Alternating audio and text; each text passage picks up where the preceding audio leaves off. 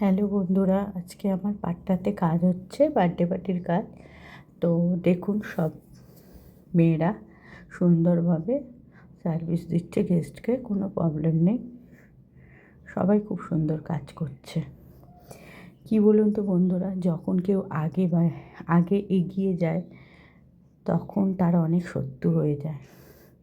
তো তারা চেষ্টা করে ক্ষতি করার, কিন্তু যতই যে ক্ষতি করার চেষ্টা করুক, আমি যদি ঠিক পথে চলি তাহলে আমার ক্ষতি কেউ করতে পারবে না। তো আমি এটাই ভেবে আগে যাচ্ছি, আশা করি আরও আগে যাব, আর সব্বাইয়ের আশীর্বাদে অনেক বড় হব। সে যতই যাই আমার ক্ষতি করুক আর যতই যে যাক।